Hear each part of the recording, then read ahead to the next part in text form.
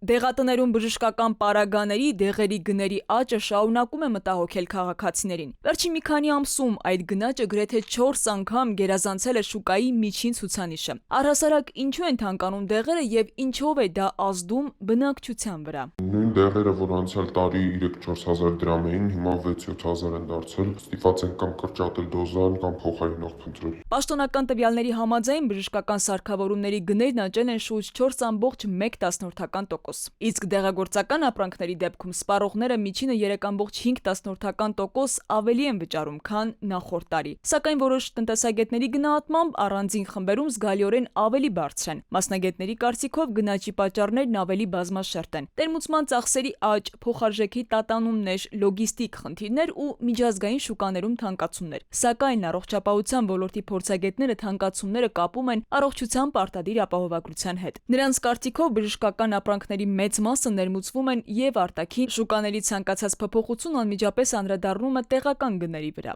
Սակայն եթե գնաճը միջինից 4 անգամ բարձր է, ապա պետք է նաեւ վերահսկողական մեխանիզմներ լինեն։ Խնդրի մյուս կողմը փոխհատուցվող դեղերի համակարգն է։ Ինչա տեղի ունենում փոխհատուցվում է, այսինքն քաղաքացու տեղը վճարվում է հաշվառված մոտ 1270 դեղի հետ կապված։ 1270 դեղից 20%-ից ավել դեղերը մեծածախ գներից ավելի էժան փոխհատուցում է։ Այսինքն այդ 20%-ը, որը 250 անվանում դեղատները ուղղակի բաց չեն թողելու։ Խաչատրյանի գնահատմամբ, եթե որոշ դեղեր վաճառվում են զրոյական շահույթով, դեղատները ստիպված են լինում եկամուտը ապահովել այլ դեղատեսակների հաշվին։ Քանի որ որոշակի մասը իրանք դեղատունը եկամուտ չի ունենալու, հա,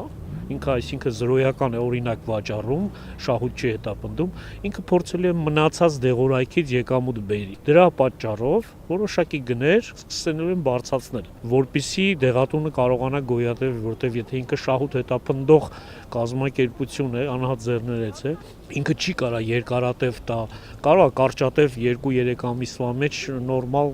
հունով գնա, բայց երկարատև 1 տարվա մեջ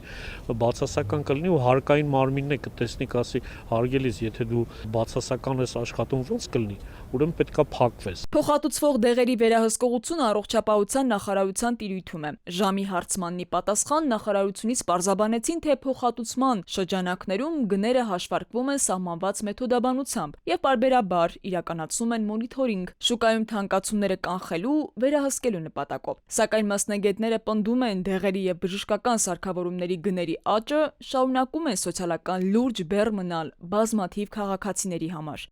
Քնարիկ Պետրոսյան, ժամը լրատվական։